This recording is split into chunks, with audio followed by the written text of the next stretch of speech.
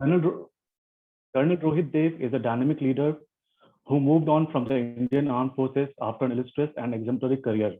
In his military career, he has been at the top of his profession, held all prestigious appointments, and had detailed insight into the operational, logistics, and supply chain management of a strategic field organization in the Northern Command. He is a graduate of National Defense Academy and also holds an MSc in Operational Arts and Strategic Thinking. He is currently the Chief Operational Officer of the Punjab Renewable Energy Systems Private Limited, a very eminent speaker in various forums.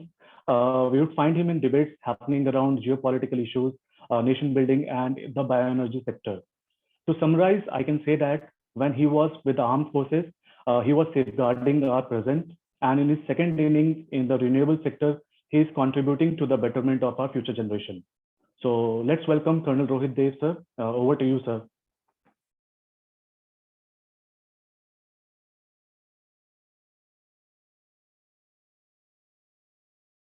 No, I'm on mute. You are on mute, sir.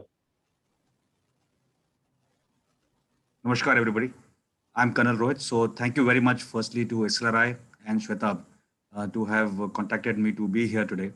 And I'm absolutely honored for being part of such a young crowd, I must say, because I always look forward to the generation which can, shape our country much better than ours in all fields. And when I say that, I mean it because the generation is much more agile in terms of their awareness, their thinking, and also what they want to achieve. And with that, I will just, I intend covering my part of renewable energy in a very short snapshot today. And Shweta told me to also cover something about the military life. I will just devote a slide to it. And more interestingly would be that I would like to interact with as many as students and faculty who want to interact on any or whatever issue they feel uh, today. So I have taken about 15 minutes extra time from my next engagement. So Shwetab, I'll be here, say for the full 1 hour rather than you finishing off at 7:55. So with your permission and of the faculty, I will start. If you say, I'll just get my screen off and share the presentation and have that going first for the next about 25 minutes.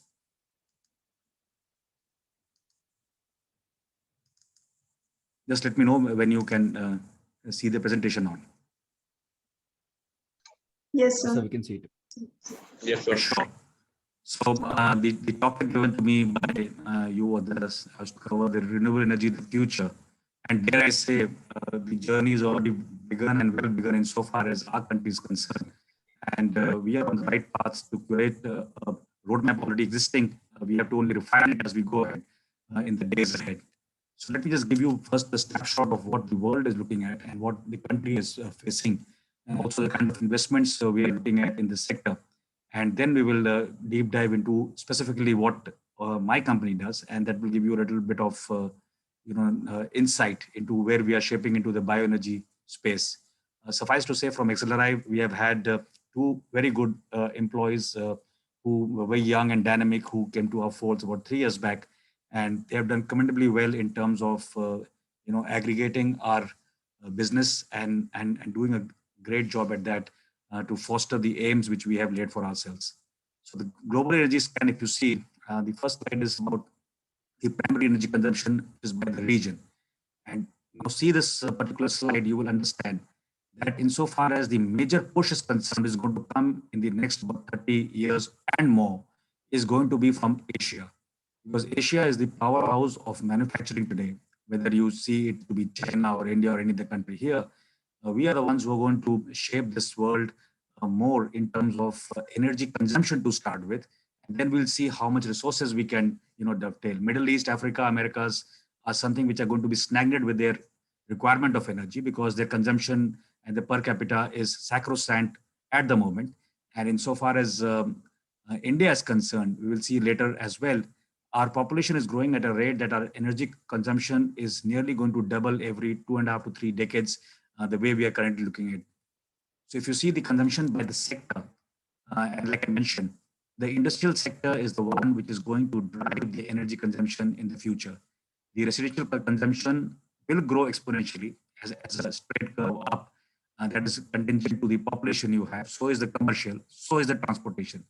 But insofar as the needs of the people are concerned, the citizens of various countries are concerned, it is the industrial sector which is going to consume more and get a larger so to say, it will be a triple kind of a requirement in terms of the sector consuming energy as we go to the middle of this millennium. If you see the consumption by the energy source, now currently we are relying too much heavily on the petroleum products for a long time.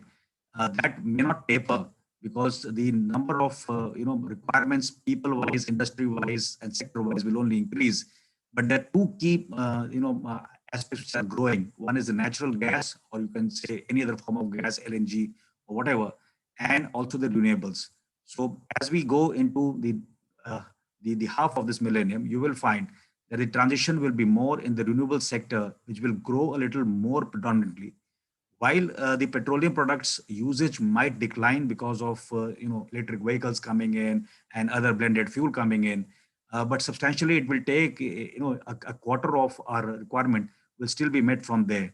Insofar as coal is concerned, is something which is the direct competitor to renewable transition, and that has to go down. But if you see, if the coal goes down by about 6% or so, we have a corresponding effect of 13% happening to the renewables, which also is also a part and component is the requirement of petroleum products going down. So that's the way the world is looking at today, and that is the way our country also has to look in the future.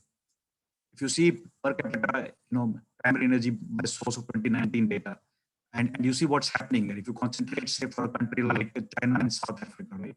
These countries are heavily into utilization of coal for the manufacturing and their growth. And you have seen what kind of trade incentives China has taken as a developing nation in the last 2 decades and tried to foster its drive towards manufacturing sector per se. Well, it has a considerable hold of the world market in the service sector, but manufacturing is something which China has grown over the last 2.5 decades in consonance with its policy to be an economic giant and to compete with the world. And when you see India, or for that matter, any other state, maybe except countries like the Scandinavian countries and Germany, where there has been a considerable push in terms of the renewables. And if you see this graph, that will clearly show you where the mandates are, and that is in sync with their current policies as well. Whereas bigger industrial nations are trying to cope up still with their acknowledged commitments to climate change and also to put renewables on the mat. They're not able to cope up because of the large demand of their energy sector currently.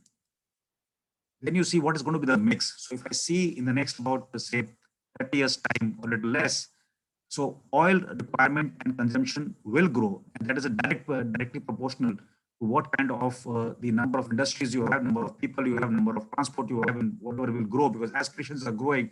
And if you will see even in India, the transition in the last 3 decades, say in the four-wheeler sector, has been huge in terms of private vehicles. Right, it has been more affordable. You've been able to afford cars and vehicles, so that is where the consumption is going up.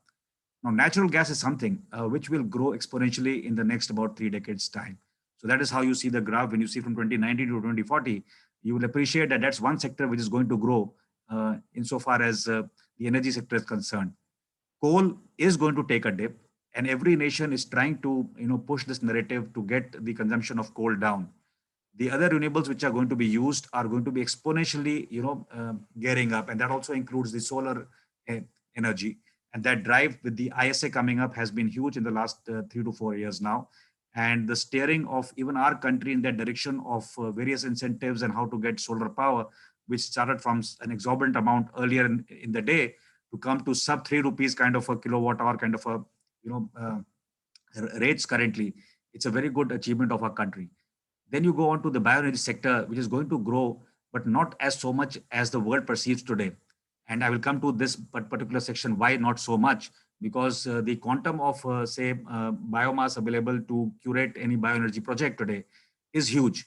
So why is the world still thinking that it will grow at a very nominal pace? Nuclear energy is something which is limited to the world states which have the technology and the wherewithal, and they have the ability to impose sanctions on other states. So all these alliances around the nuclear energy sector are something which have delayed a lot of countries to cope up with the requirement of energy through the nuclear route. And that is where our country is looking at also. But you have seen the kinds of delays which are happening in this particular segment. Hydro is going to grow marginally, but not in larger projects probably. Probably what you see is mini hydro projects are going to pick up as they have picked up in even our country in the last decade or so. Coming on to the shares and targets of the G20, and if you look at this, the countries which have not been able to cope up with their total final energy consumption stated for renewables are actually the countries which are the industrial giants like France and United Kingdom.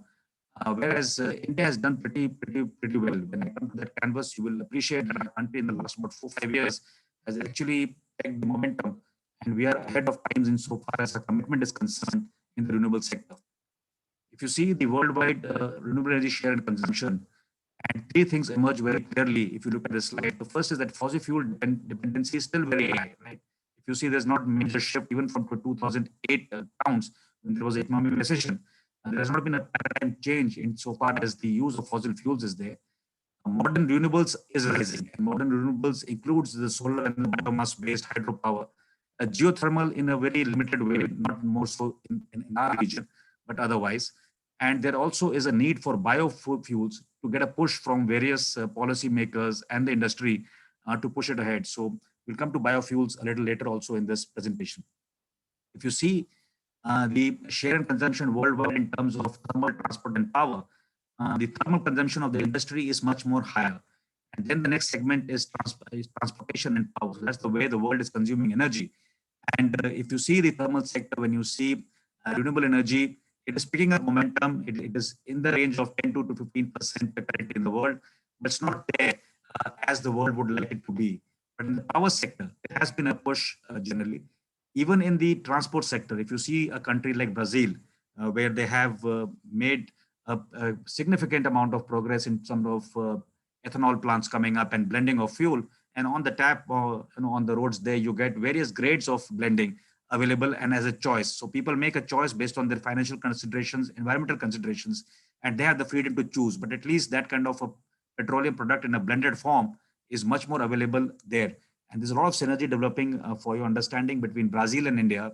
The president was here about 2 years back before the COVID, I think about a month or 2 months before the COVID. And at that time, there was a lot of traction which has taken place in synergizing technology, in transfer of technology and expertise.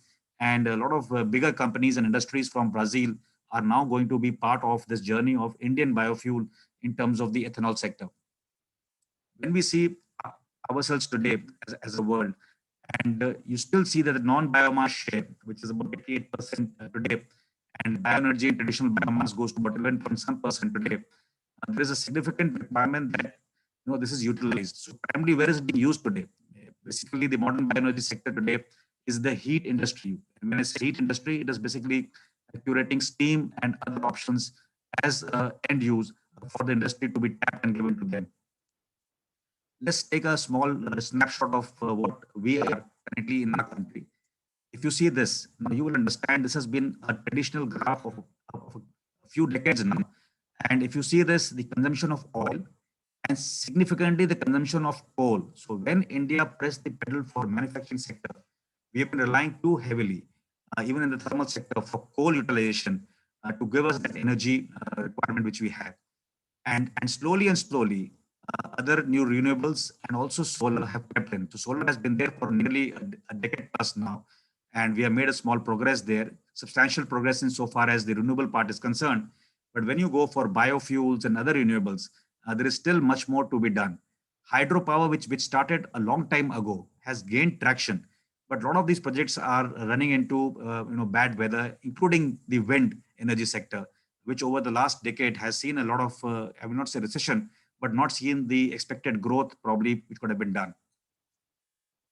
Then we see how much have we transitioned in terms of use of various types of energy in our country, and in terms of the requirement. If you see, oil and coal are two things which have increased substantially. And currently, we don't have a roadmap for the energy transition because there are too many of our ministries involved in various streams of energy. For example, Ministry of Power, Ministry of New and Renewable Energy, Ministry of Petroleum. So these three industries, and I'm not talking about commerce and everything else, but these three primarily will drive the utilization of, say, a commodity like biomass or any other renewable in the country. And there has to be a lot of synergy developed there. I will talk about energy transition also a little later in a greater detail, so as to make you understand that, as an example, I will take that how can we achieve this transition, because merely stating that we will have, say, electric vehicles by 2024 is not going to work in our country, right? Let's see what's the corresponding effect of the population, GDP, and the energy. So our population is only increasing, that's right. And also the GDP is also increasing. And with all this, you will find even the energy demand is increasing because the population is increasing, right? So it's not a function only of the GDP. GDP is just a figure which lets you, buy more probably. But the population is the part which is playing the requirement of the energy sector. In spite of the population, say even if it grows at a natural rate, the demand for energy is still more because the avenues for consumption of energy are increasing.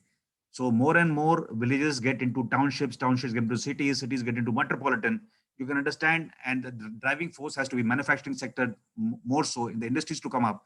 The demand for energy is much more. So if you see, in just about 2 decades time, we are nearly about doubled or more than doubled our consumption of coal, right? So that is the way we are consuming coal, whether our own coal or foreign coal in our country. The requirement of gas has increased, but the heartening factor is that, in spite of coal and oil getting prominent still over the last 2 decades, at least in the renewable sector, there has been a quantum jump. So it's been a growth of about nearly 23% there, which is good for our country currently. When you see the demand and transition scenarios, so if you see your slide on the left side of 2019, that is where we were in terms of use of coal, oil, gas, nuclear energy, renewables, and other traditional uses of the biomass. But as you go ahead, there are 4 scenarios which have been built up. One is a stated policy scenario, which is as per the government of the day. So you will have the requirement going up of the renewables. You will have the demand for coal and also your oil going down. And that is the way we want to achieve our requirements. But if you see the sustainable development goals, then more so we have to get the carbon neutrality in and use less and less of coal to start with in Hi, our sir. country. Sorry to interrupt. Your voice is breaking in between.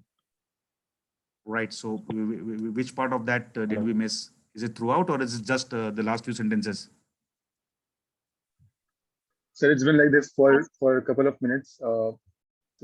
If you can just check your Wi-Fi or switch to a hotspot or something, that would be, I think, better. Just a moment. Just a moment. Give me Yeah. time on that.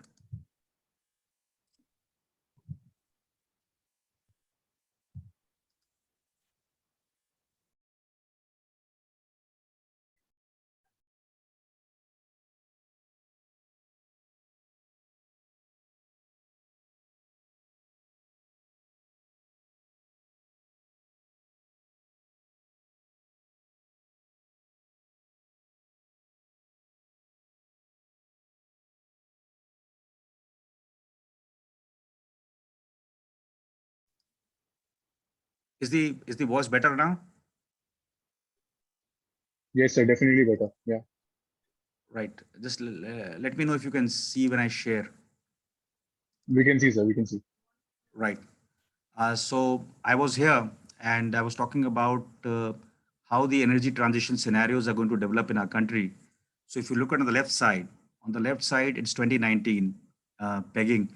And there we find that the huge amount of our energy needs are met by coal and oil, and very minuscule amount is met by the other sources of energy. But as we go ahead, when you see the other graph, there are 4 significant scenarios built up. The first one is the STEPS, which is the stated policy scenario. And the last one is the SDS, which is the sustainable development scenario. Our aim should be to achieve a lot of carbon neutrality. And that means that we have to reduce our dependency considerably on the coal part. In fact, we have to be, carbon negative in terms of the utilization of coal is concerned. And that is where the industry shift is today taking place. So if you see, for example, the use of thermal plants like NTPC, so they were using a lot of coal till now. They've not made much progress. I must, confess that part as well. But their endeavor is to use about 10% of biomass for co-firing as pellets in their thermal plants. So that is the kind of small transition which the government is seeing, and those are the old plants. So the technology is sacrosanct and set. But as you go ahead, the newer technology will be able to imbibe and take in more of non-fossil fuel based fuel, which will make our carbon neutrality gain more prominence. Right. So installed power when you see, and just focus not much on the left side in terms of CAGR, The other two components are interesting because that will tell us that the solar power and the wind power till about this time had taken a big chunk of our renewable energy sector and still is. And solar is growing as we speak. But the 11.1, which is the biopower part, has not been able to cope up. And when we say 11.1, most of the projects in the power sector by use of biomass are currently NPAs in the country. So that is a challenge. When you see the bottom part there, it shows us that what is the renewable energy potential in our country. So it's a huge potential which we have. And if I just peg to you the numbers, approximately 700 or 800 million metric tons of fossil fuel today, or is the fuel requirement of our industry today in our country. And of that, we hardly use a very minuscule percentage of energy from, say, the biomass sector. Whereas the availability of biomass, ranging from various studies done in the country, is about is on average about 500 million metric tons. So that is the amount of replacement of coal which can be done by this, and it also has a corresponding social impact and a rural development impact, which I'll talk about later. The renewable energy status and the projected future, if you see, a lot of progress has been made in the last about 6-7 years. And every segment of the renewable energy is actually growing by a little margin, if not much. Solar is growing exponentially. So if you see the number of tenders which are out from 2018 onwards, they actually fructified on ground. Whereas most of that in the wind sector and also the small hydro sector has not fructified. When you see the comparison generation capacity in terms of the electricity mix which we have, you will find that all these fuel sources are going to grow in the years to come in the next about 30-40 years. And the share of renewable also is growing. So if currently we are pegged at about 10 to 13%, we are looking at an upwards about 10% more in the next about 2.5 decades. When you see the advantage which we have, and actually if you go to the government sites and if you see the narrative being built around the world, and when you interact with people who are the people who crunch numbers abroad, they all have hailed our commitment to the Paris Agreement. They have hailed our targets setting, and they've also acknowledged that India is the only country probably which has been able to meet its commitment before time. So before the stated period, we have achieved. And that is why the government has been able to enhance. Today, the government aims to achieve 227 gigawatt of RE by 2022, and which are already by some numbers is already achieved. So let's wait for those calculations to come up and the numbers to be projected. Insofar as the future is concerned, we have a very distinct advantage because a lot of technology transfer in all domains of renewable energy is taking place today. You are well aware that about 2 decades back, we had nearly every component of solar power being imported from abroad. We still have the mirrors and everything else, which is actually key, is not being made in the country today also as well. But at least some progress in that direction has been made to make the hardware in our country. And the capacity of our country to take these projects in, the solar projects, is also getting the commercial viability now. And the rates and cost have drastically reduced over the last 8 to 9 years. If you see the roadmap of our country, whatever is planned is flashed here. The total capacity is already, achievable by a country is huge. And this way, we must all take pride that at least whatever our government has set out to achieve, it has been able to be, achieve that. When you see the promises today are 5,000 CBG projects to be made, and they start only by 2023. When I say by 2023 is the start point when the entire 5,000 will be on road and running, because currently they are all at the stage of EPCs and getting the technology in. It will take a little more time than this probably, but that's what the government has committed. The biofuel sector, which includes 2G ethanol, the IH square technology by countries, companies like Shell or others, is also going to gain prominence in the future. Insofar as we are concerned, we have revised our estimates for renewable energy target for 450 gigawatts by 2030. And that is something which we need to work upon and be able to achieve. A lot of investment is coming. In the next 4 years, about $80 billion is expected to be investment in this sector. Largely, what I'm seeing is happening to the solar sector in a big way, and very little to the bioenergy sector. But let's see how it goes from here, because this component of utilization of RE is basically controlled by MNRE. But whereas the biogas and the ethanol sector is controlled by the Ministry of Petroleum. Green hydrogen, you must have read in the news today as well, and about 2 days back, that both Reliance and Adani are investing, yes, in the renewable energy sector, as they've called it. But green hydrogen is a dream which both of them are carrying now for the country. And for the 450 gigawatt, I think Reliance has evinced interest that it will be able to have a share of 100 gigawatt in the energy story of our country in the future. So that is now a shift which is happening, in which these bigger companies, large corporations are trying to invest in this particular sector. Although what Reliance has said today is only a 10 billion plan, but I'm quite sure once the fruits are seen in the next about 7-8 years, the investments will only rise if the returns are better. When we take a snapshot of the investments in this sector, you will find a lot of investment earlier and even today, and that too in the COVID period, right?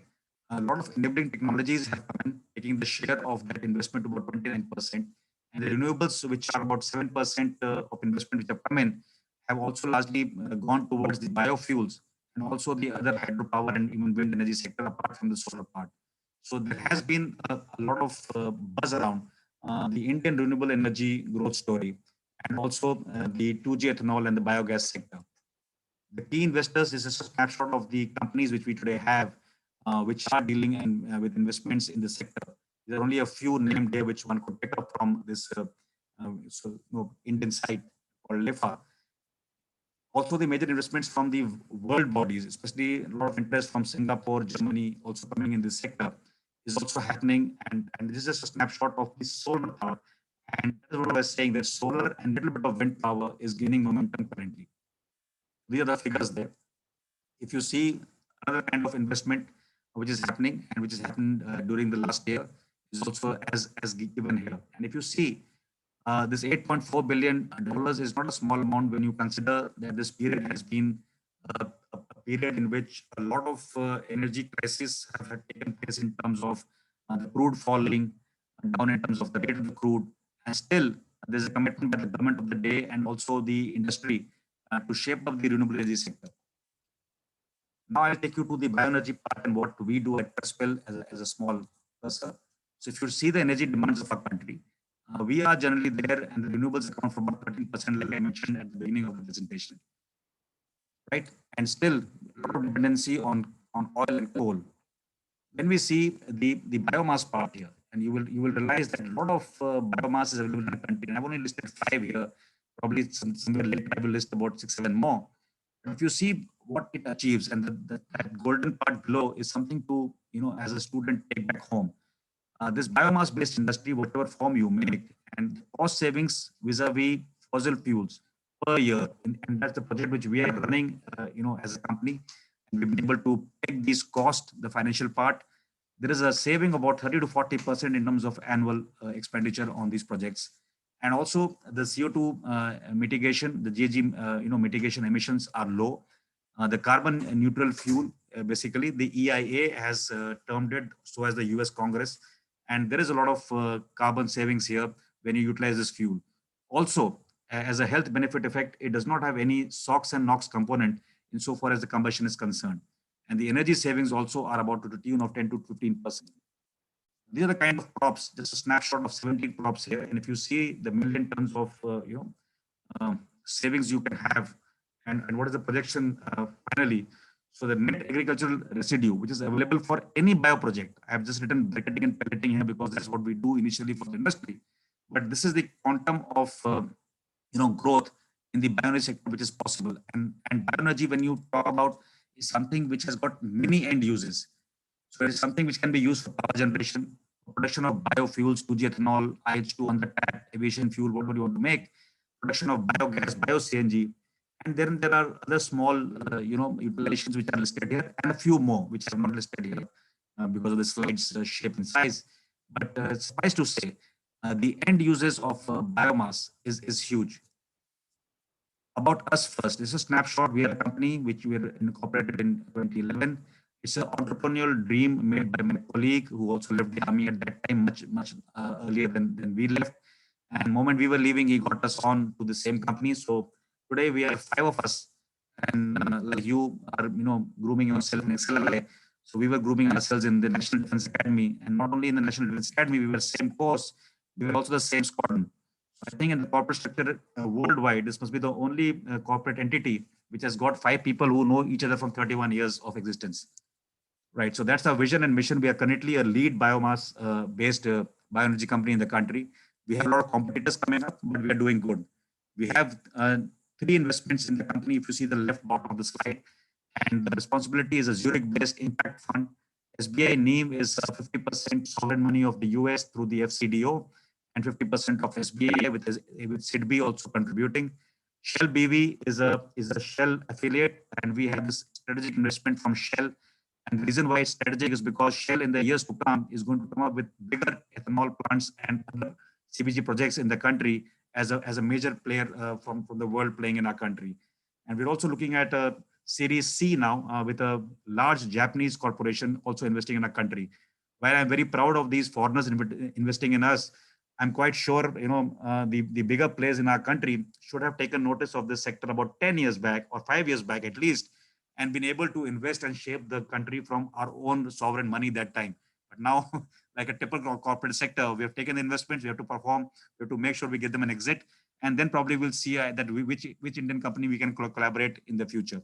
The journey has been quite smooth, as you see, and today we are at a cusp of a commitment that being the largest aggregator of biomass in the country on a pan-India basis, as we are today, we are able to shape the ethanol industry, the biogas industry, the requirement of steam for various boilers, and any other requirement of biomass in the country. So this is our presence today. We have our head office in Delhi, and I am based out of Mumbai, and we have 3 zonal offices: East, North, and South, Pune, Mohali, and Calcutta. And the business is expanding. And these are the other 6 or 7 feedstock which our company works on today as we speak. Our model is quite entrepreneurial and based on village level entrepreneurs. That is the VLE. So we keep our the bottom size quite light, and we make sure that the villages who are quite keen to aggregate this biomass and work with us, they have an entrepreneurial dream for themselves, and they have a commitment from us for about 10-15 years of offtake, and that is why we are able to have these people on board. And the typical cycle consists of a lot of awareness campaigns in a place, then the aggregation has to take place. Let me give you a small ballpark. You must have heard a lot of short stories on Times of India and other magazines of various young people doing taking off parali from Punjab and putting it to an end use, whether they are making straws or utensils or anything else. And they are very, very small entrepreneurs. If you see the scale of the size, like I said, 500 million metric tons. And when you start an entrepreneurial dream, what are you picking up in a year? 5,000 tons, 2,000 tons, 10,000 tons, right?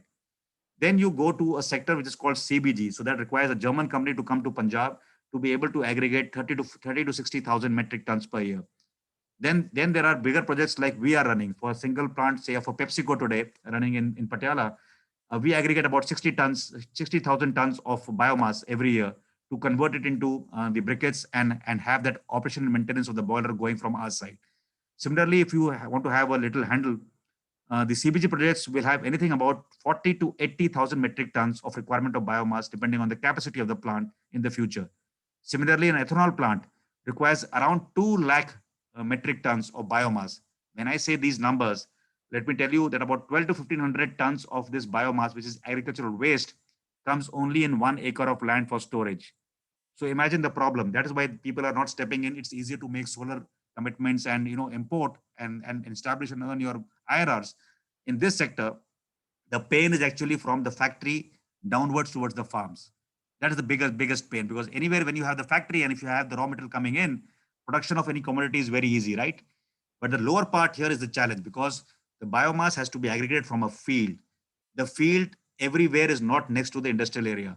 So you have to briquette and pellet it. You have to make storage areas. If you see North India, the aggregation period between a harvest and the next sowing, they only give you 20 days. And the entire harvesting period stretches to 40 to 60 days only in North India.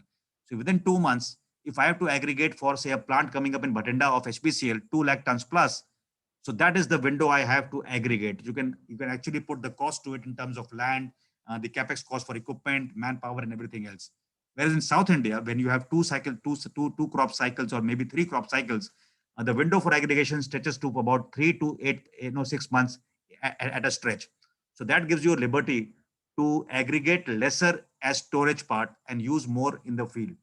So these are the challenges which is not helped a lot of players to come in and put their money in and to be able to build this industry. But thankfully, we have been building up in the last about 2.5 years. We have had a 6x growth from last year COVID times to this year again into second wave. We have actually doubled our revenues. So if you see, if there is a commitment there, you can achieve a lot in this particular sector. The canvas of our operations, like I said, supply chain management is the key. Once you take this biomass in this raw form on the left side, you can break it and pellet it into the shape which is mentioned in this second row from the left. So when you break it and pellet, you basically densify the biomass, and then you can transport it to a further distance. So it becomes viable, right? So if I'm trying to transport a raw biomass bale, it will only take about 5 to 8 tons in a truck. But whereas when I break it or pellet it, about 20 to 25 tons in a truck will also go ahead. So it makes it financially viable. And then we have two categories: operation and maintenance and boot. Boot is basically build and operate for a client. So the O&M model today is working for the boiler section for us. So we do the entire backend from the farm to the factory, run the boiler for the client, and also give steam as a utility at a price point to the client. And the major players there are PepsiCo's of the world, the Sun Farmers of the world. So basically pharma industry, rubber industry, FMCG industry. So these all industries which require steam as an offtake or as a utility are the ones we are engaging with. Similarly for O&M, we are going to go ahead with in the CBG sector as well as a company. In the boot model, we have a lot of boilers we make for the clients. We invest in the boilers. And then we take a guarantee of nearly 10 to 15 years of the operation and maintenance of the same boilers for the client. At the end of this tenure, the entire asset is transferred at zero value to the client. So that is working very well with a lot of people who are not very cash rich and they don't want to invest in a boiler. Similarly, in this model, we will probably go ahead, not now, maybe after 3 years, into the CBG sector. Then we have a consultation arm which does three things. One is biomass assessment study for oil majors, for state governments, for the government of India and various parts. It also does technical consultation and hand-holding for new clients into the CBG sector or the boiler sector. And it also does energy plantation for the clients who require that. If you see a typical fuel cycle, I will not waste much time on this. So the paddy starts from the field, it goes through a machine component, a bale is made, it is transported to a collection center, it is stored and insured and maintained over a 1 year period of consumption. And during this 1 year, it is transported to the factory where it is utilized as a fuel. And that is how, finally the fuel is used. This is one particular cycle of when it is going into a boiler. In the second stream, it can go through a chemical reaction into a change or transformation into biofuels or biogas. So these are the post and pre-post harvest activities which happen in the field. So I've already talked about it, so I will not labor much upon this. If you see a broad categorization of one kind, there are two kinds of basically crops which happen. One is builder-based model, and one is the other crops which don't require this machinery. A typical capex involvement about 3 million, USD is something which takes to run this for a 1 lakh metric ton kind of an aggregation, so that you can have a little idea as an entrepreneur or budding entrepreneur. Going into the sector with equity ratio of 70-30, you need to have a little money to start your dream projects. And you generate a lot of man jobs, and also the annual income per capita is about $2,500 in a straw-based biomass operation. This is the snapshot of our valued clients. I couldn't list everybody here, but this slide finished here only. But this is the kind of clientele we currently have and are dealing with. And why we are leading the market is because of our commitment and these four aspects. And we have a very steady biomass availability. We are the largest organized player in the country. And we have kept the price volatility into check for the last about 7 years. So whatever we have committed as a cost, we actually, when we do a biomass study, we also give the cost to a client for 10 years that at what rate we will supply the energy or the biomass or the briquette or whatever. And that's the commitment we have been able to keep with all our clients without any friction till now. These are the certain, process, the impacts which our kind of operation has. So please read through it. And while you're reading through it, let me just highlight a few points of the carbon footprint being reduced, also providing jobs, and also being able to spruce up the rural economy to a large degree. Because if you can consider this bioenergy sector, whether you make ethanol or biogas or give it to a boiler, the rural belt is going to gain the maximum, because the first check which is cut and given for the long term is to these villages. So that is how they are able to join hands and continue. It also has a lot of social and financial benefits. Sustainable development goals, all 17, if you map it to my company, are met to the T. And we have a huge amount of respect globally also today, because of our coming in of players like Shell and the FCDO and everybody else, because their commitments on carbon neutrality, their commitments on climate change, we have to imbibe that as a company today. If you see the avenues, because this is something which Shweta told me to include. So where can you join the journey insofar as the bioenergy sector is concerned? So from the bottom, all regular departments, like you have HR, you have anything else, you can join. Semi-skilled and unskilled people, both are most welcome in this sector. Financial, biscuits are also, welcome. Energy plantation is something which is growing in the country. And if you see sustainable aviation fuels coming in, so the airports are somewhere else, the plants will be somewhere else, their energy, plantation is somewhere else. So this is something which is growing as a sector. And if you see a steel plant, like a Tata plant, okay, so they are today saying that, okay, you come with us, you do the entire running of this entire boiler for us. We will give you land for energy plantation of this particular crop, which is okay to grow here. And you are in charge for the plantation as well. So there's a huge scope as an entrepreneur for, for a company like me. If we engage, we can do it. But as an entrepreneur, if you're looking for a, to be a subset of this, wheel or a cog in this wheel, energy plantation is something which you can think of immediately, because you will get a lot of stops from the MSME and the MOEF, CSCCC ministries to have this going for yourself.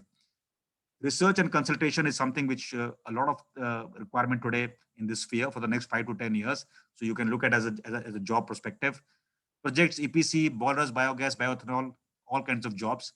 Entrepreneurial skills are, going to be honed and shaped by this industry, because everybody big does not want to get the boots muddied in the space of the farm to the factory. So if you're willing to do that, a lot of scope there, because the stories which I see and hear today, and we're trying to promote a lot of youngsters, because this biomass can be converted to anything. Like, for example, you want to make partitions of offices to that board. Today, that board material is also made by biomass. So there's a technology for that. If you want to sip a cold drink today in Hayat, maybe Dubai, that straw is made somewhere in South India. And that plant only takes 25 to 30 lakhs of capex to invest to make that straw. So that is the kind of change which is happening. And the rural belt is also, getting a lot of pluses there. Supply chain management is the key of the entire bioenergy sector. This is going to be the key. So we currently say we are the lead, we are only going to grow. But if you were to start as an entrepreneur today, I can guarantee in the next 10 years, you could be very well be there where we are as a company today. So if you are able to do the supply chain management in a state or maybe 3 districts also to start with, you will be a little successful in terms of, commitments which the government has given today for sale of, say, the biogas to the Satat scheme, 46 rupees you get on the tap from the PSUs. So all these commitments are going to help you as an entrepreneur if you can make it work right. And in that entire wheel, if your cog is only the supply chain management and nothing else, you will still make the first money and the bigger money to start with. That is our Twitter handle, and that's our career at Presspill, which is mentioned there. So you can take a snapshot of that and probably use it. And so far as my last part is concerned, the military life. So I didn't want to bore you with anything. So I think I've spoken enough. I'm a second generation officer, being born into the most versatile regiment of the Indian Army called the Mechanized Infantry.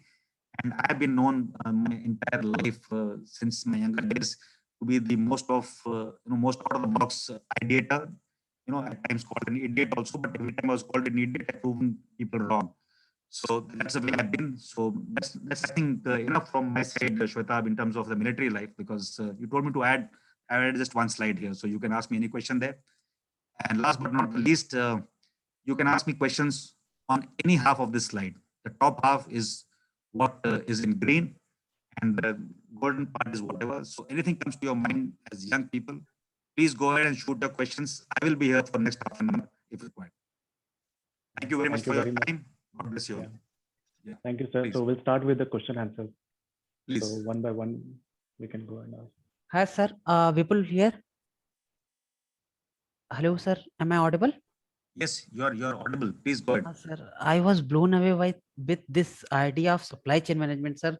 I still couldn't comprehend how you are doing. Like in the form, you are setting some service center FFCs, or it is a self-help group, or you are making a PPOs and then collecting, or you are having a real warehouse at each and every location and collecting everything and giving. Because my first question is that, and second question is, like, if we are collecting all this and after the supply chain management, because I can see it is quite complex supply chain management. So what will per unit cost we will get, sir? What will be the per unit cost of like if we are producing energy, suppose from the biofuels? Right. These are the two questions. Right, so I'll take one by one. So firstly, what we follow is that we have at the village level, and I will put it in a very layman's term. So we pick up the young boys and girls who can, aggregate this biomass through their uncles, aunts, batija, chachas, everywhere. So it's like a family job to start with. Then it's a community job thereafter. So these people are given targets for that particular year, right? So when we started in Punjab, we had to go and sell the story of this renewable energy initially because people didn't have faith in that. They were burning the parali, right? So we were the company who didn't, even when the government was saying there was a fine for burning a parali, we still did not misuse the farmer by saying, give us money for picking up a parali. A lot of many companies did that. They took money, 50 rupees to 500 rupees from the farmers to build up the supply chain. We always gave back more than a rupee to the farmer in Punjab per kg. So from there, we have only grown. So in that model, we were able to fix our village level entrepreneurs for the last 7-8 years. Now we only have to tell them the dream for this year. For example, going ahead in this year in Punjab, in the month of July, I only have to tell my VLEs that what is the aggregation required in which part around Punjab in my plants or to be supplied to my clients. And they're able to do that. So when you are doing this, the entire storage depots, like you were mentioning, where how do we store? So we aggregate the entire thing for a project in a region. So for example, I'll give you an example. Say if I'm running the plant of PepsiCo Patiala today, and if I have a briquetting plant next to it for which I need to make patty briquettes or whatever. So I aggregate about 45,000 tons of briquettes there today. In that aggregation, it comes to my depots. So for those, I have about a depot is about 8 to 10,000 metric tons of biomass, which is stored and stacked.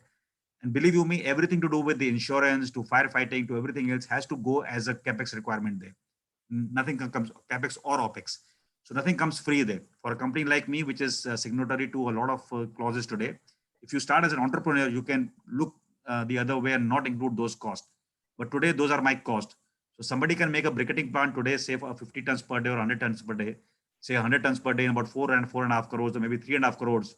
My company has to invest about 9 crores there to make that plant because of all the commitments of the HSCC norms, the ESG norms, and everything else. So that's the way the business is shaping. But the short answer there is that once you make these depots, then the depot management to the management till my briquetting or pelleting sites and to the client management, it is my problem. So the farmer's job finishes, he cuts the parali, he has got a task that, okay, he has to send so many, tractors every day to my depot. And in a matter of 2 months or 45 days, his entire parali which I have to take is lying in my depots. So transfer has taken place much before the game has started. And the farmer is free because he can now sow and not waste his time by storing the parali for me. So that is the way we do business there currently, and our supply chains are quite robust in that nature. We have never failed our requirements from the farmer side, and we have never failed the client from our side. So both ways it is working. I'll give you a short example. When this COVID lockdown happened 25th March, I think last year. So 20th March, we had the COD, that is the boiler wind under operations on based on boot of Sun Pharma India Limited in Punjab. And then there were incessant rainfalls that year. And since it's a low-lying area, it went under floods also twice in that year. And we had this biomass, supply chain, not on briquettes and pellets. It's easier to make briquettes and pellets and, store somewhere and supply. This plant was made on raw biomass, right? So you can imagine the challenge. The most challenging supply chain is raw biomass being supplied to a plant, although it is the most beneficial for us also when the going is good. But when the going is tough, it's a challenge. But since 20th March till today, this plant has not only worked well, it has worked with zero number of days of non-availability of biomass. So each day when the plant has run, except maintenance schedule, 100% availability of biomass has been there. So that is the kind of commitment. Whereas the same place, there are many players bigger than us with money and smaller than us with money have failed. They have failed. So it's the way you make this supply chain. Certain things will remain a USP and probably a copyright. But in case you are interested in this particular dream yourself to do in a particular area in the country, feel free to contact us on the email and we'll take this journey forward if you're particularly interested in the sector. What was the second question, please? Sir, Vipul? what was the per unit cost of electricity produced by biomass? No, see, biomass, you will appreciate a lot of these power projects are currently MPL, like I mentioned, they're non-performing assets. There were PPAs given for biomass that time at 8 rupees, 6.5 rupees. They ran well then in 2012 to 2013. After the advent of solar energy, a lot of commitments have gone away. So you traditionally cannot have a biomass plant working at 6 rupees or 5 rupees or 8 rupees unless there is a government subsidy or a VGF infused to make sure it works.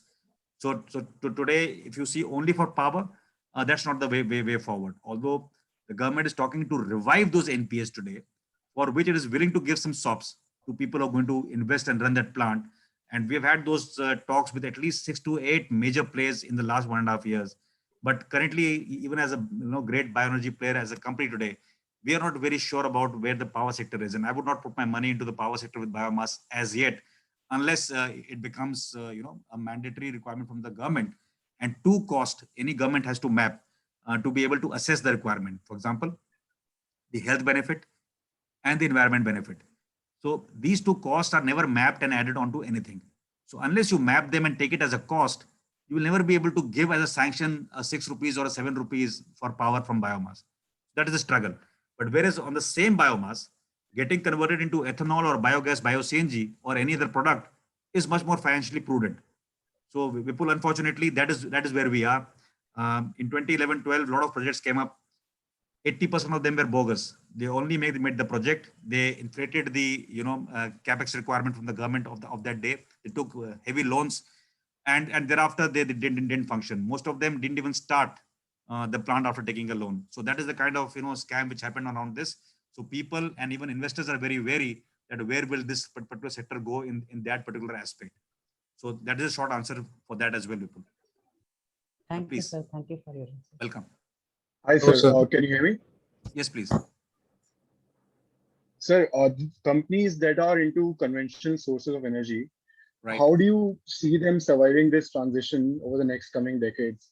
Do you see them pivoting towards renewables, or do you see a lot of consolidation in the industry? So what's your take on it? See, my take is there are 2 or 3 segments in the renewable energy. One is the solar sector, right? It's taken off. So solar sector was an aim plus even for a Reliance or a Adani or somebody, right? They had their core business. Reliance has got a lot of offshore refineries and assets. So obviously, if I was Reliance, I would be very wary that if all my effort is going to go down a drain. And I'm not targeting one company. I'm just giving an Indian example. So if I'm Reliance, it was not in my interest 10 years back to promote renewable energies, right? Very frank. Why did an Adani or anybody else promote, even Tata's promote solar? It was easier to invest and get your IRRs out, and was developing into a renewable energy dream from rural to rooftop or whatever you could dream of.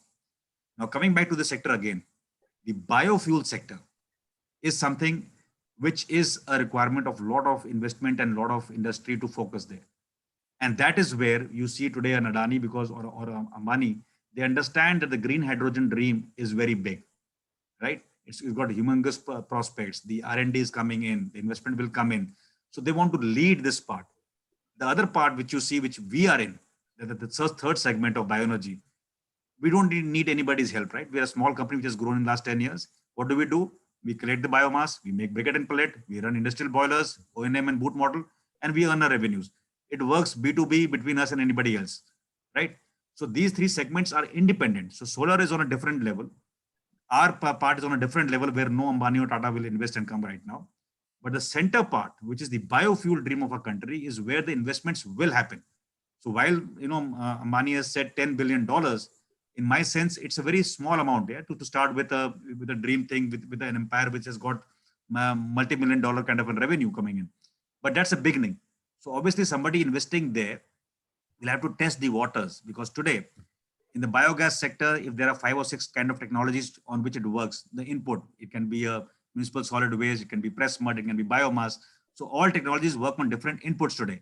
Similarly, the ethanol sector, people have made a lot of, lot of hullabaloo around it, right from a company like a LanzaTech or our own Praj or anybody else. So they have technology, right? But currently, if you ask me, it's a small scale proven technology, small plant, 10 tons per day or kiloliters per day kind of a effort working, good.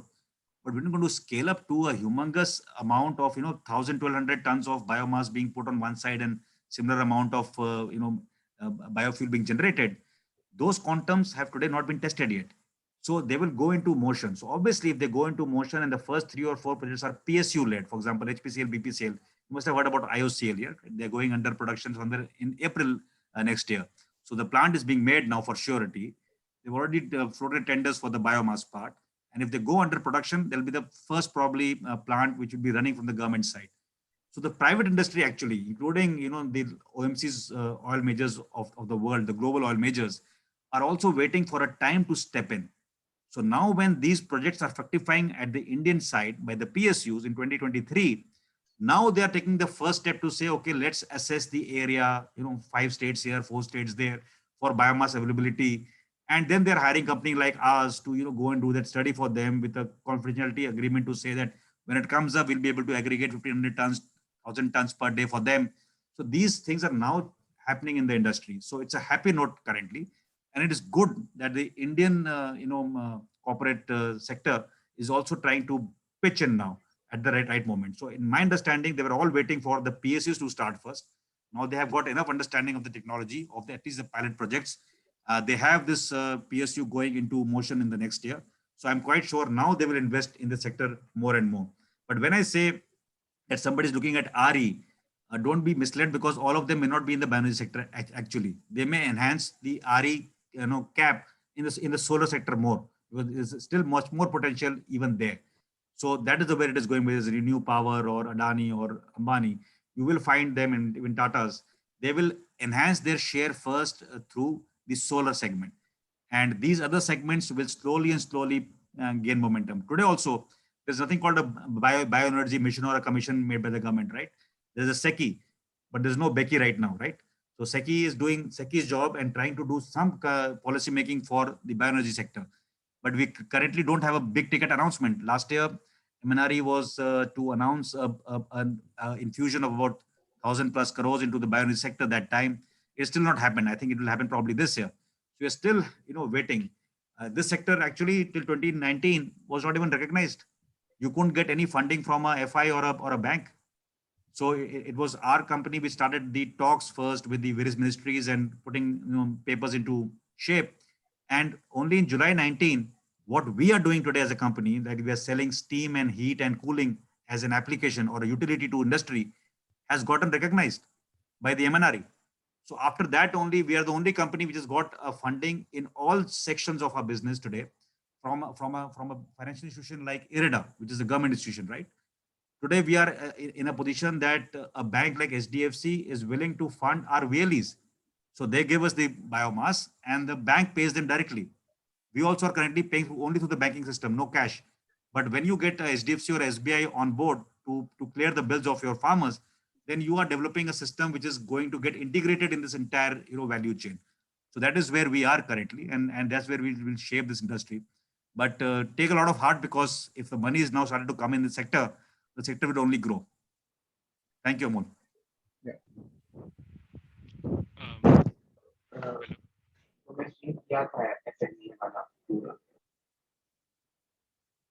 Somebody speaking? Hello, sir. Yash here.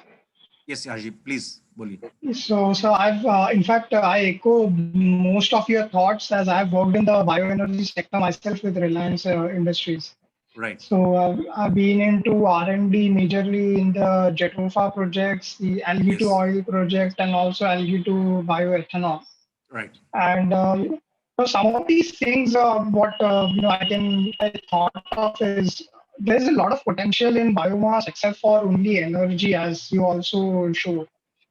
things like, where we can categorize all the different benefits we get. Obviously, agricultural produce is the main chunk of biomass India has, but a Right. lot of things then go into even paper making industries like packaging and stuff. And then also there are things, there is biomass available from products derived, like say herbal or Ayurvedic and Yes. things like that.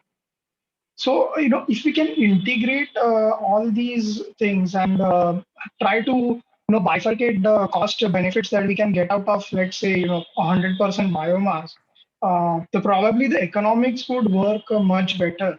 And that is something even we realized, Right. going into the projects, that going just for one particular sector as energy may not be, valuable. I agree. I agree with you, Yashji, because if you see the end utilization, I did have a slide, so I will just elaborate a little bit more. IKEA today in our country is picking up lakhs, a couple of lakhs of biomass to make furniture, right? So it's a big business, small input cost, but once they transform themselves into a furniture giant and they stamp IKEA over it, you know where the costs go, right? So the margins are there to operate there for a company like IKEA. I was in a very interesting, mentoring with agriculture ministry through this Pusa Krishi endeavor, and they were trying to pick up these end users. So there were two people who came in my syndicate, and like I mentioned, one of them was making straws out of biomass, coconut ground and whatever straws to sip, and the other one was making, for airlines, trying to make plates and the cutlery part. Like this, there are many endeavors which are today possible. So you do not have to shape the utilization of biomass to a particular sector at all. That is not the requirement. The requirement is that the problem statement is not how to make money. The problem statement is how to not burn Prali first, right? If that is a problem statement, then it's region specific. So if I pick up Punjab, and if I say, okay, how many plants are going to come off 2G ethanol? Save the answer today is only one in Bathinda, for example, in the next 10 15 years.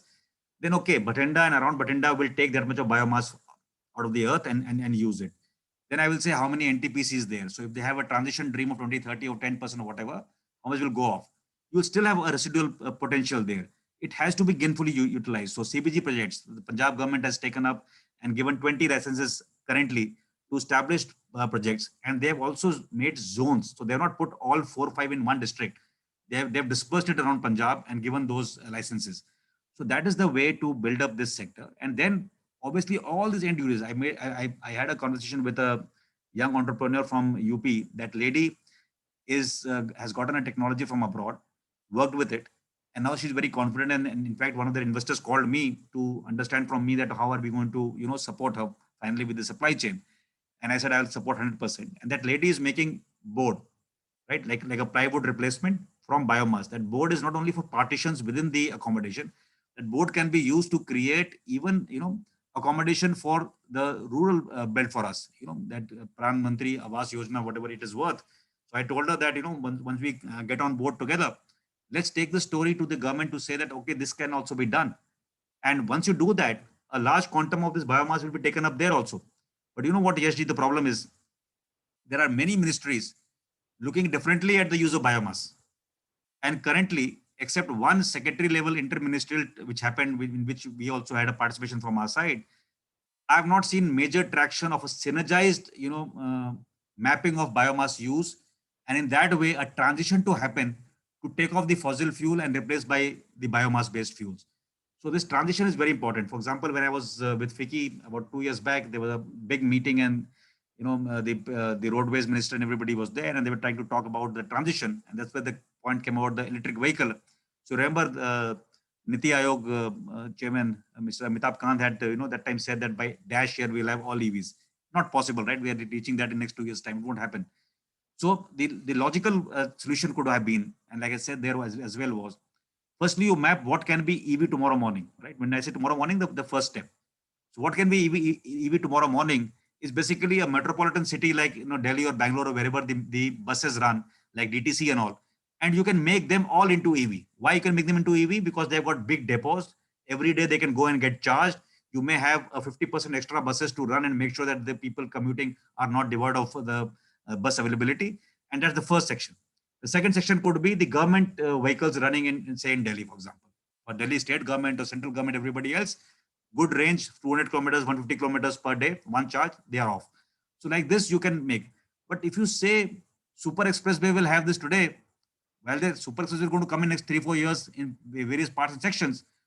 You need to develop it like, something when you travel to US. So every few kilometers, you have a good place where you can, recoup. The car can recoup, everybody can recoup. You can have charging points there. And maybe in 10-15 years, you will miniaturize the storage of a battery for the car to a level, and then it has to be universal. It can't be different for different cars, right? So some section of cars should be able to take a particular kind of storage device. So you take off that storage battery, take the new one there, and off you go. So these kind of facilities have to first come up to quality transition. Meanwhile, you need to stop fossil fuel, right? You have to put an end to diesel and petrol imports. The exchequer cost is very high. So you want to do blending. So blending needs technology, R&D, collaboration, Brazil and other countries. And you have to decide when, how many vehicles. Finally, you want to fly an aircraft with some photovoltaic cell. I don't know how much of load will it carry finally, but that's a dream, right? But today you start with blending. So aviation sector, blending and some technology of hydrogen. Similarly, here vehicles running and some hydrogen. So all of them, you have to first map who, where. Today, when you see and talk about the sustainable aviation fuel, which is also renewable energy kind of a component coming in, the airports of class 1 cities like Delhi, where will you make this fuel? It has to be made outside in rural part, away from Delhi, right, where the farms are. So if the factory is there, then you need a method of logistics for cascades. Does it prove to be economical? Maybe not.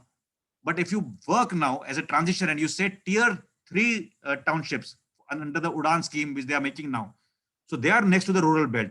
So once you're making the airport there, make it sensibly in a place from where you can make this fuel also, and through pipeline it can come to the airport sump, and you can have a better life. Obviously, when the CORSIA norms are to be adhered to, you may find finally in India that the refueling stations are quite divergent from Delhi and Mumbai, right? So you may pick up passengers from Mumbai with very little fuel, go about 300 kilometers and refuel fully, and then fly to Europe. Maybe that's going to be a little more compliant. So if you can't see through, it's a problem. The other problem is mapping. Why did I show a snapshot of that population versus energy needs? That's the world requirement, right? Or whatever requirement is in terms of GDP, whatever is happening in India. But if you see the rate, should our energy policy be looking at 5 years of a government, or any government for that matter? No. Our policy should look at 50 years or maybe more if we can. In 50 years, we need to say, okay, at the datum line, population X. For population X, requirement of households Y. This much of energy, household. This much commercial. For sustaining this kind of a thing, you require so many industries of various types, right? From the shoe industry to, whichever industry you want to make in terms of real estate industry, cement industry, whatever you want to make. All will consume energy. So you will come to a figure of energy consumption then. And now you plan your transition. Okay, you say in this household sector, today I will have this. Tomorrow I will make buildings like, Dubai or UAE, where the building itself is carbon neutral because it's based on some componentry in which the entire thing has got all faces around it, capturing the sunlight and running. The place where Prime Minister Modi went in UAE to a hospital, they were saying, it's completely solar powered kind of a super specialty. So that's the way forward. Unfortunately, if you don't sit together, these 10, 11, ministries and charter this course of energy transition, we will never be there. Otherwise, kya hoga? I was telling somebody, somebody was very keen to open exports of biomass. I said, firstly, there's a huge potential here, right? So you can only have a minuscule export opening today with a window that after 30 years, you have to shut it because you will require the same biomass in your own country. That's part one. Part two is, okay, you open the export. What happens? So Adani says, I've got the ports. So I will take all the biomass. You want to have an energy transition here, but you're selling your material there in terms of pellets and briquettes. So there has to be some method in the madness to be able to first peg the numbers correctly and then have a transition roadmap which is drawn correctly. And that is where, Yashi, you also are alluding to that while we have many options, so the basket of biomass-based bioenergy will actually go into many options. It will not be limited to a bioethanol kind of a dream or otherwise. So that's where we are currently. Yes, definitely. Thank you so much. So good evening, sir. Vineet here. Sir, I have also worked with cement industry, and we also used alternate fuels other than Yes. petcoke and coal. I'm But aware. we never reached the TSR total substitution rate Right. up to 8% or 9% because of two reasons. The process gets disrupted easily because Right. of SOx and NOx and the availability. You said that biomass do not emit SOx and NOx. So is there any process limitation for biomass? And is there additional capex requirement to eliminate those? No. Firstly, there are two parts of your question.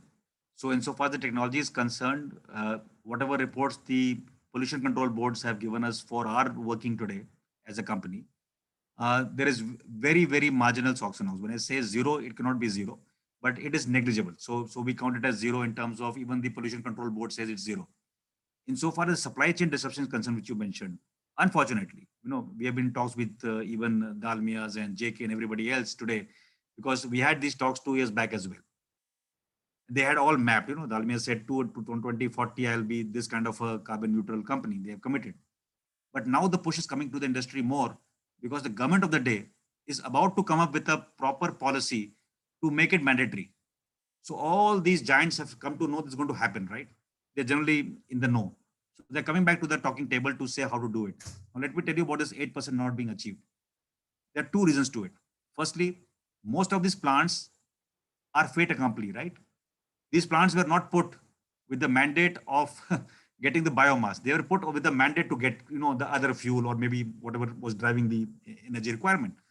So they were not in sync with the biomass availability. If you're asking me in the future, I'm quite sure even the power and thermal plants will come up to a degree, they'll be nearer to the source of energy first. But here there's a mismatch. The second part is not all can be done. When I was in talks with Dalmi that time, we had a discussion and they said all of our plants, you have to achieve X percentage in each. I said this X% in each, depending on the capability, comes to how much of substitution in terms of biomass, how many lakhs tons of biomass. So I said your vision should be that, okay, hypothetically, say your requirement is 10 lakh or 1 million tons of biomass. Finally, you should not peg it to every plant at that percentage, because at some location there is a lot of biomass, and if you can substitute more, your plan should be more. There may be a place, and there were 2 or 3 places in their case where we said biomass is difficult, right? I can transport biomass of 200 kilometers, raw biomass to burn there.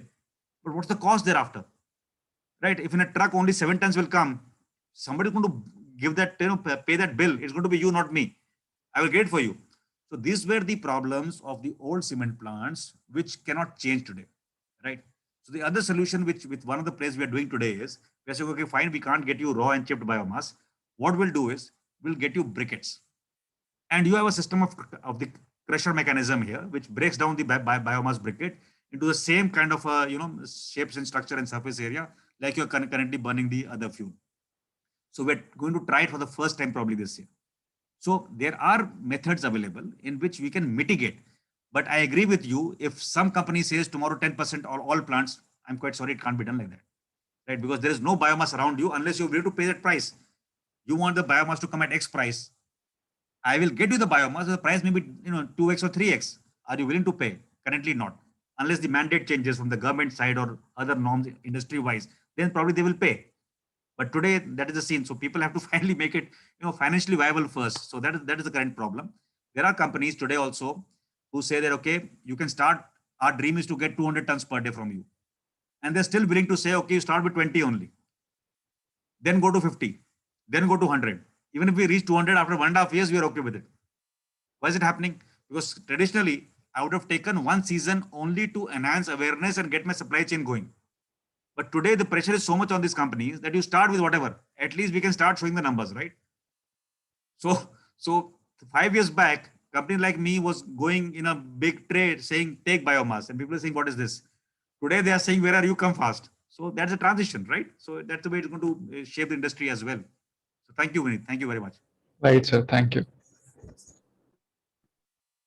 Sir, I'm from the IT sector, and we have those huge solar plants installed in our organization. So that is how I was aware of this renewable energy.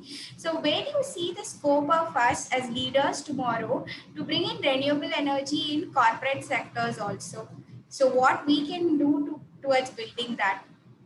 Right. So see, it is not so easy. So when you talk renewable energy, there are various segments. I will only touch two as an example for you to understand. If you're saying, say solar. So even with a small capex of say maybe 30 lakhs, 35 lakhs, you can start a dream in a rural sector or a semi-urban sector and start off with, a short power supply to a community or a colony or something like that, or maybe a rooftop or something like that. So a dream is realizable, right? So a small investment with an IRR which is palatable to you, you can start your business. When you say from my segment of bioenergy part, you can start. You can say you can do 10,000 tons of aggregation over a year. You can have one briquetting plant, not governed by the norms I am governed with today as a company. And you can produce those briquettes and get a delta on those briquettes sale to even a company like me. So what we are doing today is we are encouraging entrepreneurs to make pellets and briquettes. And we are assuring and signing off long-term agreements with them for 10 years, 5 years, whatever is palatable. So with a Y on Y. So you as an entrepreneur know that your investment is going to be X lakhs for this. You need to have a supply chain which you can manage because you know those people there in the rural belt. You can do that aggregation properly. If only can you do that, you should make this briquetting or plating plant with the assurance that a company like Prespel will take it from you 100%. So then you can map yourself in 10 years, 2 years, 3 years. How much of money will you earn as a profit? And will that profit enable you to make one more plant? If yes, in how many years? So how will you grow? Whether should you grow in the same district, same state, or you should pan out to other places? So we are helping today a lot of our entrepreneurs who have the money to say, okay, you put a plant there on which I'm putting my bet. You make this briquette of this material. This is the entire thing which you can work out as capex and opex. This is the rate I'm going to give you in the first year. Your delta is X. And every year, Y on Y, 3%, 5%, whatever we decide, for 10 years, I'm willing to sign off. And a lot of these people are now joining in. So you can start from there. But believe you me, there was a person who was supplying to us in Karnataka, that is beyond Hubli, raw material for our plant there for a briquetting plant. When he came to us, he had one tractor. He asked us for 2 trolleys. So we bought the trolleys and gave it to him. Today, he has 3 tractors. He has 6 trolleys and he's got a nice car as well. So that is the way he is shaped. And a typical person from the rural belt, intelligent, not crossed any threshold of education like you are in, but he's been able to understand this business and is doing only that much for which he's got a profit for last 2 years, 1.5 to 2 years, and he knows where he's going to go in the next 8 years. So that is a small step to start with. The other part is if you are technically savvy and if you are able to join companies, but then, it's not an entrepreneurial thing. You can join companies as a technical person anywhere. So my thing is, if you concentrate on these 2 entrepreneurial things, you will do. And in any other use of biomass, even if you want to make straws tomorrow, that person is whom I mentored is today selling the entire shipment to Hayat Dubai. Right. So he's getting a lot of revenue because it's going in some other foreign exchange. So what is his investment? 30 lakhs. That's it. And out of 30 lakhs, he won that competition through the mentorship. And the government has given him 25 lakhs to start afresh. So small machine, everything, 25 lakhs means he'll set up one more machine now. Right? One more plant. So that's the way it is going today. So you find your pick. And if you have an entrepreneurial dream, probably it'll come true. Thank you, sir. So we have already crossed the time. So, Yeah. okay, can we take one last question, sir? Yeah, we can. Thank you, Go ahead, Shweta. yeah. Hello, sir. Good evening. Thank Good you so evening. much for this empowering session. I mean, we are learning a lot of ways that we can, serve the country in many, many ways. So thank you so much, sir, for taking out time. My question would be, sir, I mean, energy generation and energy distribution. Both of these things are like, having 50-50% in the energy sector, and they both have a lot of potential. So, sir, during our COVID, I mean, you would have seen in Punjab and other, our nation as well. What were the challenges with our energy distribution system? And, sir, you being a supply chain enthusiast, what changes would you suggest there? And thirdly, would be if your company is, trying to enter, in future, the power distribution system as well. Right. So the second question first. Currently, we have no dreams there in terms of the power sector, because we are mandated to grow at a particular percentage year on year in the next 3 years to achieve our target set out by the investors today. And we don't foresee any major project happening in that period through our side to enter that stream. But having said that, if the NPS come up in that sector and we restrict ourselves to only the supply chain management, like we have done for one cogeneration plant today. So it was an NPA. The MNRE told us that we could start the supply chain there. So we had a tripartite agreement there, and we have successfully been able to help them with the supply chain over the last 2 years, right? So those kind of commitments, we are okay to go through the government mandate first, not directly with anybody else, because you're not too sure about how it's going to work out. Because in the distribution side, the majority of the problem hinges around the payment of this sector, and it has been in balance for not even months, in certain cases more than a few quarters, and that is how it is a little disheartening for this cogeneration sector today, which are making, say, sugar and the bagasse being going for the generation of electricity. These kind of plants have made a lot of losses both ways, and that is why they are turning out to be NPS. So the problems in the COVID period has been firstly timely payments to people in these discoms basically. The problem has been in terms of availability of people. So a lot of these plants had a crunch with labor, and especially after the first set of migration, if you notice that time, because it happened after a long period of stoppages by various states which report. Now in the second wave, it has been absolutely challenging, and you will hear this from every industry, not even only the power sector or the distribution of the power or any sector. This has been a common point that the labor holding has been a little tricky issue during these times, and these challenges will remain. And primarily, if you ask me only about the discoms, it's only about the payment, which has been a very big problem, because when you are generating, you're not getting paid for the power generation. That is a problem. There's no other problem with the grid. The grid stability is very high in the country today. If you have heard the Minister of Power over the last 1.5 years, and especially the first wave of COVID, when there was a lot of power stability required, grid stability required, he had assured that we have that in place. So that's not a challenge, but I think it's primarily to do with the financial part right now. Thank you, sir. So now I would request Sarveshwar to deliver the vote of thanks. Can I ask one last question? Okay. Yeah, please. It is possible. Everything is possible.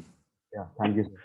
So, sir, my question is, suppose from the entrepreneurial perspective, if there is a house which is like 1,500 square foot, and is it possible in today's era, as in this, if we talk about this year, that it can be replaced by 100% solar power energy? And if it is, then how much costing would be it would take, sir? See, a costing figure I cannot put maybe about 2 to 2.5 crores, depending on the surface area of 1,500, because the plant we have taken in Goa today, the Goa government has given us a task of generation of briquettes in Goa from the waste which is there, and also they have told us to have a rooftop solar thing going there. Now, in a rudimentary way, we are able to do it in less than about 60-70 lakhs today. But when I was speaking to people, I think the surface area is little more than what you have said. I think 2,000 something is there. So the estimate given to me by the solar industry was about 2.5 crores that time, right? So if you want more connect, I mean, if you don't have any acquaintances in the solar world, I can connect you. But if you ask me, I don't have the real numbers of the solar power today, because that's not my domain currently. But since I know about it, about the Goa part, I'm telling you that about 2 crores plus was for something like that. And insofar as making that dream come true in a single, is possible. If somebody is investing and somebody's got the money, you can do it. But I'll tell you one more way to go about it. Go for a collective approach. So I don't know from where you belong to, Vivid, but if your society or your place or your township or village where you belong to are willing to take it as a project, right? Then probably there is a singular aim. For example, you can even approach your member of parliament or somebody who's got a lot of funds with him to start something. So you may not be able to change the entire village, but maybe something can go green with the solar power there. Maybe the street lights, maybe something else. So you have a lot of advantage. So right from that MP or the MLA who has money, to a lot of funds being infused by the government also. A lot of subsidies there currently in that sector, and you get a lot of props for joining the government also in the solar drive. You have to put yourself, get licensed and everything else if you want to do as an entrepreneur. So the process is a little bit long, not long enough as it used to be a few decades back. It's good. And you need an initial investment, but solar sector is proven. So if you go to a bank And if you have a plan, and if you are financial number crunching is good, and you're able to get in the equity which is required by the bank and whatever the guarantees they require, you will make your dream a success, because solar is a proven sector. Unlike the biomass based, where there are a lot of questions asked about stability, solar nobody asks you, because you only need to have some imports going in, some people and manpower to be assured of, land to be assured of, off-take agreements to be signed off. And the government has got a very clear policy on the solar part. So if you visit their website, and somebody was telling me that, once they are licensed to a place, for example, a location, say in Rajasthan, so they have some kind of a system in which the next power plant, next power plant in terms of the grid of solar can come up at a distance of X and Y only from the initial part where the government started off from. So this grid mechanism is going to help you, and you need to get these inputs directly from probably the website to understand where you can go.